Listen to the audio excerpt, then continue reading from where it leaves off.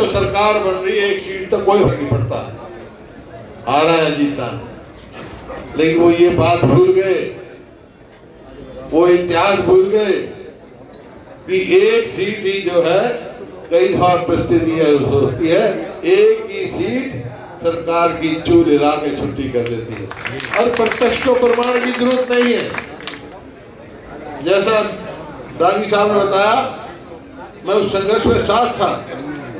आज से 30 साल पहले एक अकेले महब का बाई इलेक्शन हुआ था, अकेले महब का, और उसका नतीजा क्या हुआ?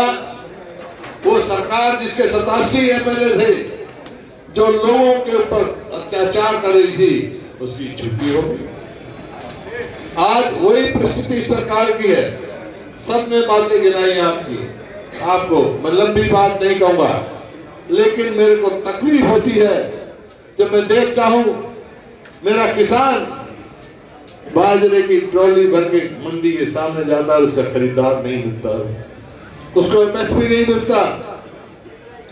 किसान धान पैदा करता है इसी उम्मीद से कि 1 एकड़ में 1 लाख का पैदावार होगी। आज कितने की होगी भाई?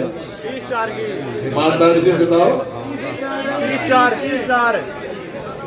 30,000 की।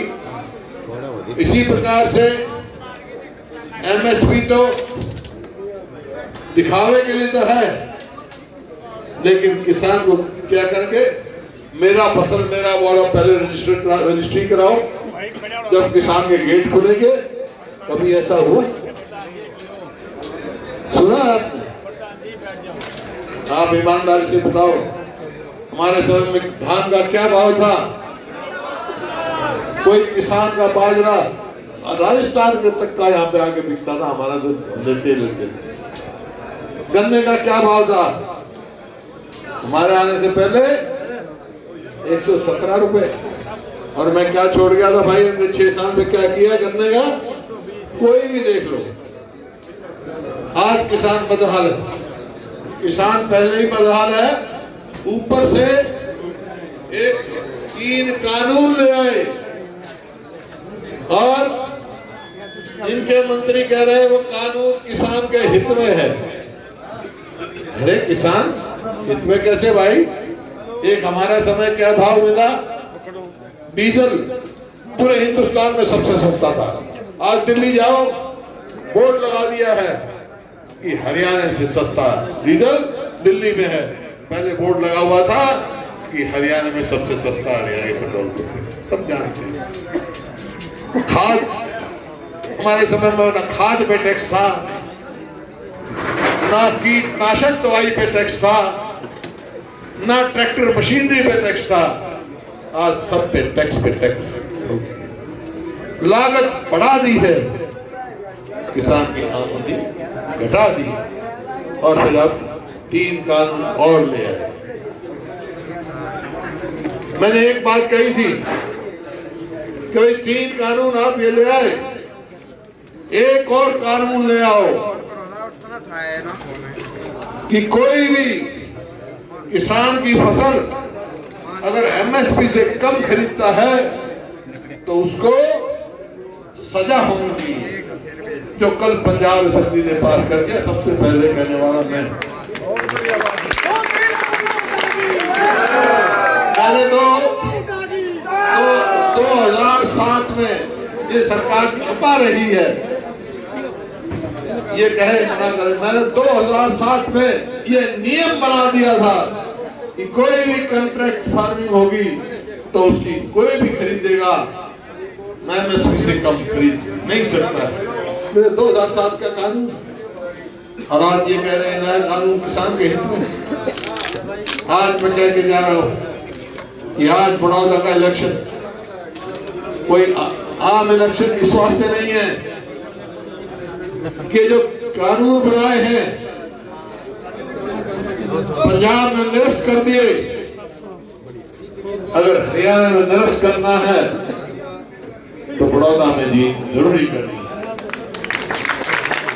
हमारी विधानसभा में प्राइवेट मेंबर मिल जाएंगे, देखेंगे कौन एमएलए उसके खिलाफ वोट देगा और लोग उसको कैसे अंदर घुसने देंगे।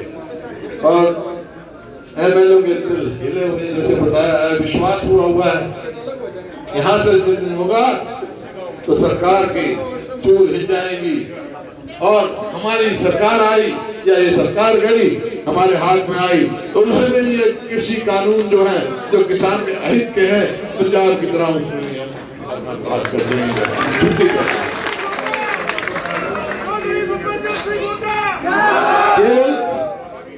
केवल बहकाने के लिए गरीब आदमी हमने 3,82,100 गज के प्लॉट दिए, मकान बनवाने का काम किया। ये सरकार बताए कि एक भी प्लॉट हरियाणा में दिया किसी को, या आप बता दो किसी काम गरीबों के बच्चों के वजीफे में घोटाला किया। जो गरीब आदमी की स्कीम थी, दाल सस्ती देते थे, वो खत्म कर दी। कोई ऐसी कार्यक्रम नहीं। और कर्मचारियों के साथ जो हो रही है वो आपके सबका मानो, किसकी भलाई कर रही है सरकार, क्या कर रही है। और कर्जा 66 में हरियाणा भरा और 2014 में मैंने सरकार छोड़ी। 4 पावर प्लांट लगाए, यूनिवर्सिटियां बनाई, सोनीपत में कई यूनिवर्सिटियां बनाई, आपके यहाँ भी बनाई कानपुर में, क्योंकि भरतपुर से यहाँ बिल्कुल शुरू किया था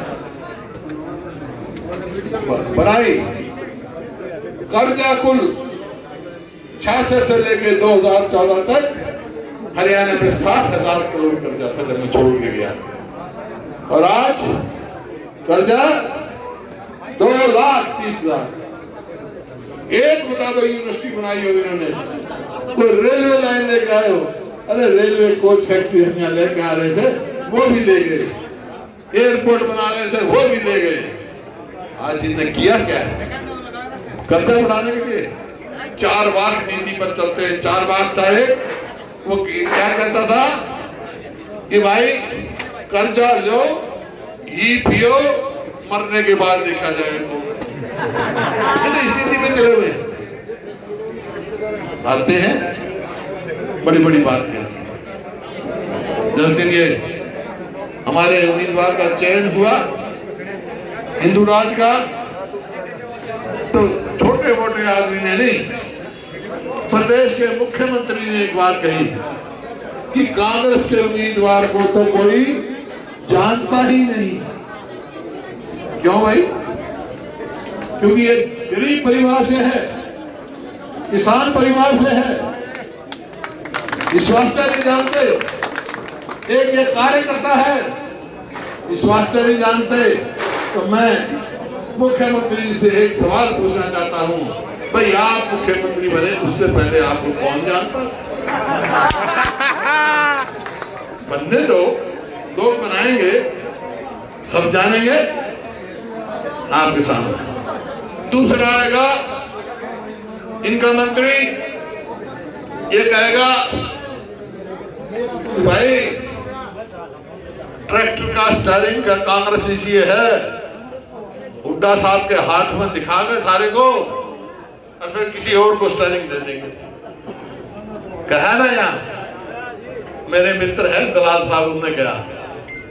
तो दलाल साहब को मैं आपके माध्यम से बताना चाहता हूं, मैं कोई घमंड की बात नहीं करता कभी, लेकिन कोई बताना चाहता हूं, भूपेंद्र सिंह हुड्डा ने जिस टाइम पकड़ लिया छोटा नहीं है। भूपेंद्र सिंह हुड्डा का स्टीयरिंग, भूपेंद्र सिंह हुड्डा का स्टीयरिंग सिर्फ एक चीज छुड़वा सकती है, एक ही शक्ति छुड़वा सकती है, वो है तुम।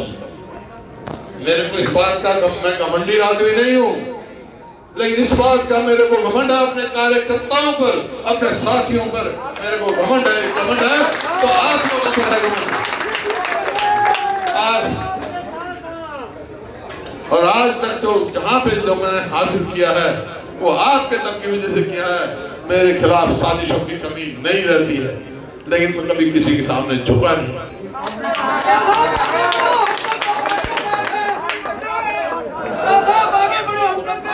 एक आदमी आता है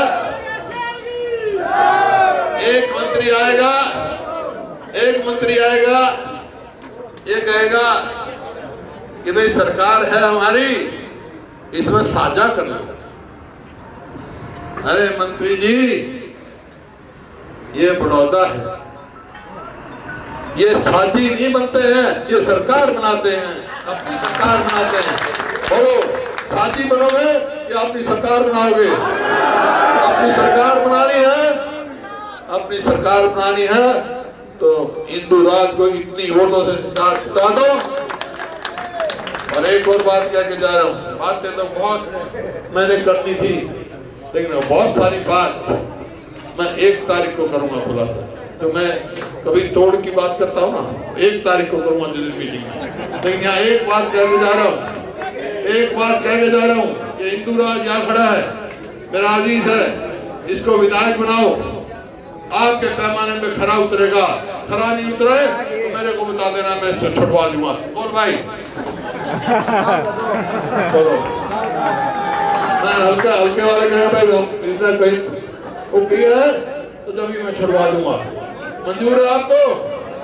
तो भाई एक काम कर दो, मेरी भी ये जो लड़ाई है, शायद अगली पीढ़ी आगे आएगी, मेरी शायद जिंदगी की आखिरी लड़ाई है।